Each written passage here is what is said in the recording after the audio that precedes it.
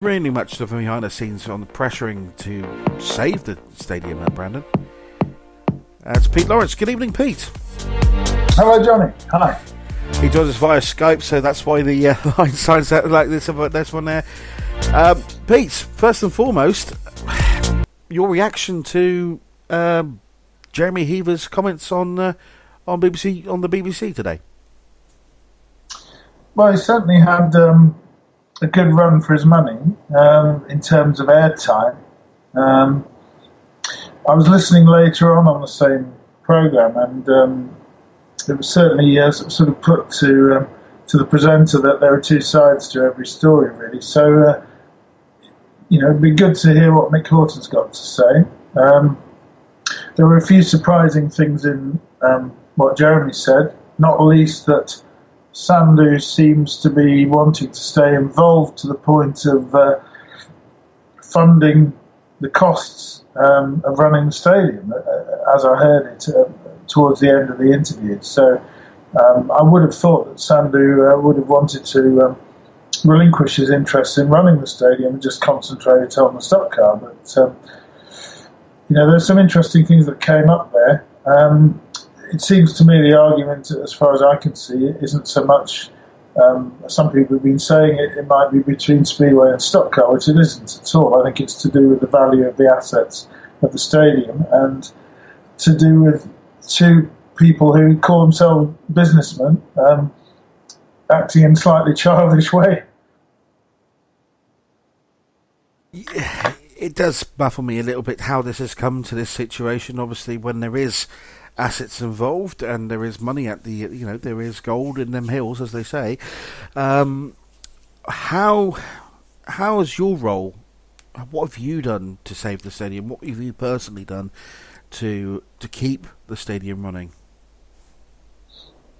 Well, the main thing I've done is initially setting up the Facebook group Save Coventry Speedway, and along with Dave Carter, a stock car fan, I'm not sure if you know him, he came along and offered his help, and he's particularly strong on the planning side. So very useful to have his involvement. So we've made representations to Rugby District Council, and we've presented quite a few documents which are up on the Facebook group, and we've campaigned and we've called meetings. So our attitude is that we want to continue to ensure that the Brandon site remains undeveloped for any alternative uses until such time as progress is made beyond identifying a new stadium, but work is actually given the green light.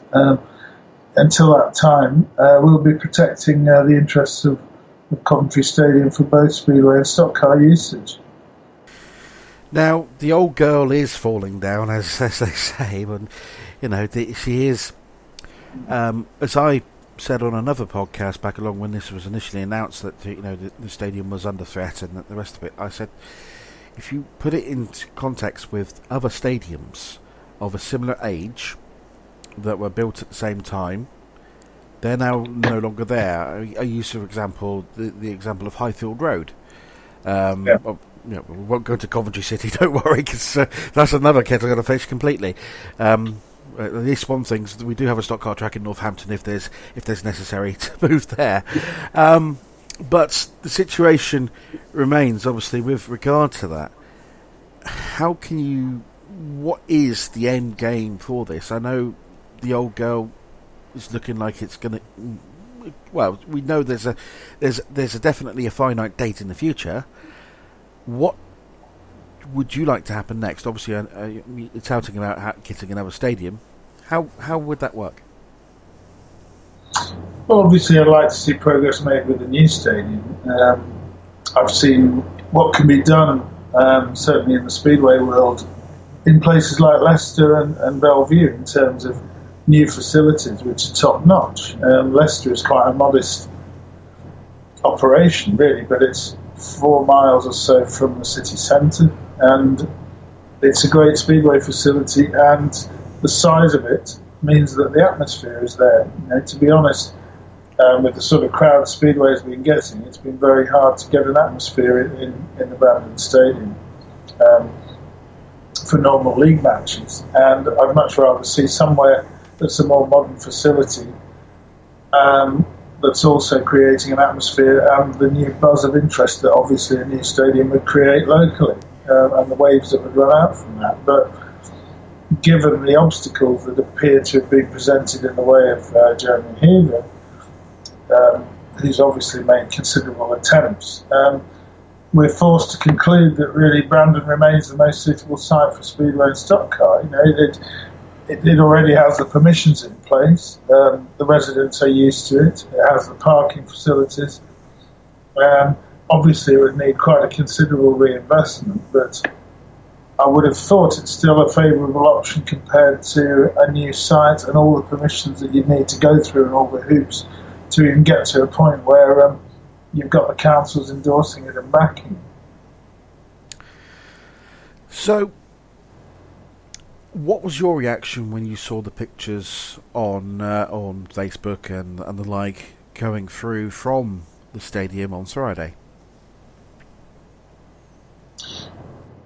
Well, obviously, the immediate reaction would be to an emotional one, but for me, it was more rational in the sense that I knew there was a deadline. I knew that there were assets owned by Sandu, and if a deal hadn't been done, it sort of made sense that he would remove them. Whether the reports I've heard in terms of smashing up seats and that sort of thing, whether there's any substance to that, I'm not in a position to comment. But I would rather look at it in a more rational sense and look at, obviously, their assets to protect. And if a deal hasn't been done, then I'm not going to make a judgment on who's at fault there. I'd just like to see Mick Horton back sitting around the table trying to resolve this. And from what I heard on BBC earlier on, it sounds like tonight it has to be resolved. So if Mick Horton's sitting around his pool in Florida working that out, or somebody on his behalf is working hard to do that, and there's the degree of flexibility that we'd hope on the other side, then there has to remain hope.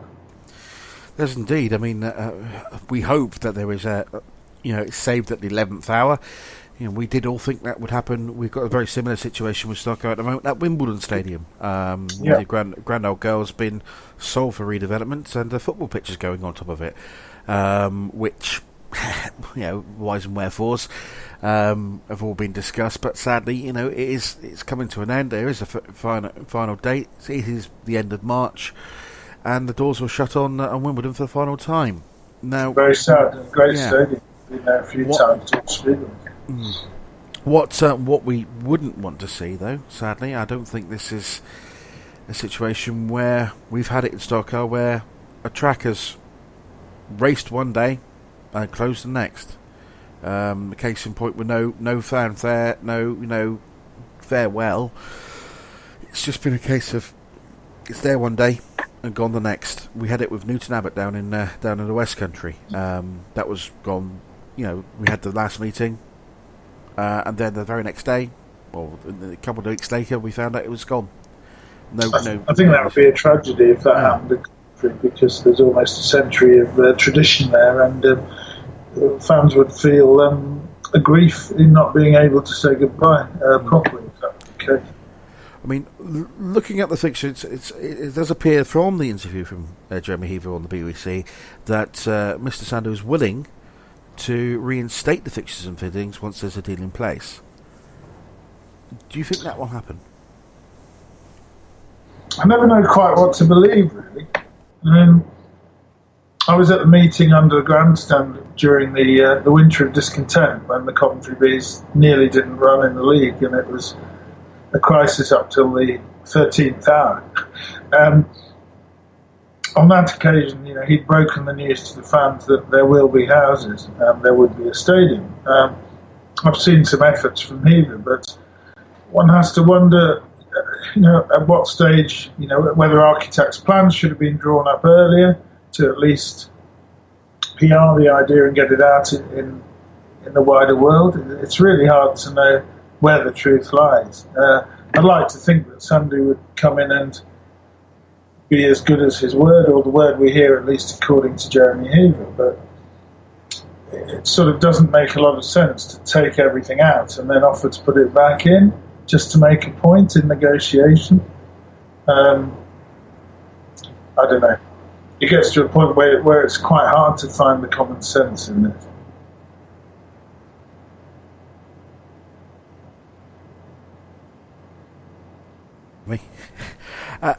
Yes. So has an alternative site been sought out?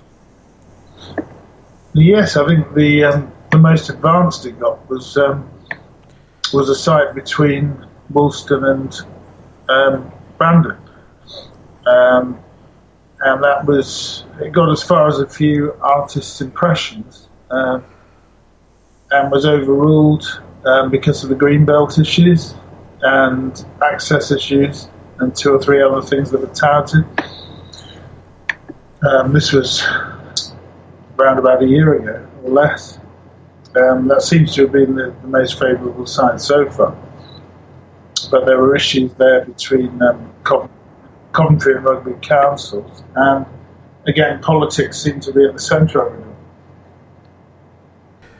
So since then, I've heard nothing of any other sites. It's almost like the fight's been given up, really.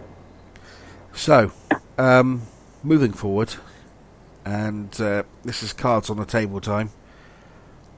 What chance do you give Coventry Bees racing at the beginning of next season? I think things will become clear in the next week.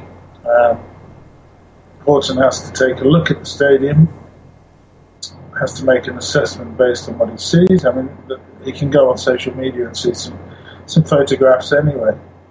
There's a lot of work, there's a lot of expense. If a deal can't be done with Sandu, that's the end of it, I think.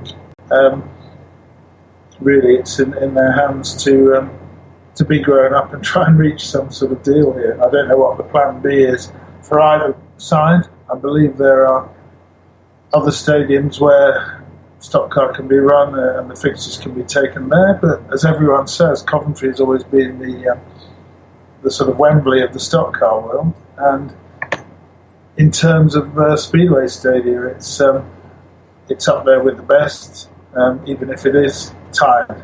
Am I right in saying it used to hold the Grand Prix, didn't it? The Speedway Grand Prix before it moved to Cardiff. Yeah, the Grand Prix has been held there on a couple of occasions, I believe. Yeah. Speedway, it has been said that it is a dying sport. Obviously, it's on Sky every Monday night. It's on numerous other channels as well in different countries. Why do you think the popularity has dropped in the UK? I'm not sure it has, in many respects. I mean, I think the Coventry crowd has been holding up over the last 2 or 3 years as well as it has before that. It may have dropped off by a couple of hundred, but nothing significant. If you go along to any of the other tracks I regularly visit, Poole, Wolverhampton, Kings Lynn, decent crowds every week with very little coverage in the mainstream media. So it can hold up. I don't subscribe to the argument that losing the top international riders, the Grand Prix riders, or most of them, has hit attendances, because really it comes down to the quality of the racing, which is holding up at most venues. So I don't go along with that Speedway's a dying sport. It's holding its own. We went to a BSPA conference in Rugby a few months ago where the promoters agreed that Speedway was actually in quite good shape, although things can happen suddenly. You know, Leicester is a question mark, Bellevue is a question mark, and now Coventry is a question mark. So 3 out of 9 tracks due to run in the new rebranded Premier League may not even happen. Well, there's talk also of Somerset coming into the Premier League, or Somerset are in, and Rye House have come up as well. In fact, Chris Harris, the Coventry captain and icon, has signed with Rye House. So I think he overheard a lot that was going on at Brandon and took his options and got out. Ian Daft is a Cornish boy like myself. Yes, so well, like I say, looking at it here.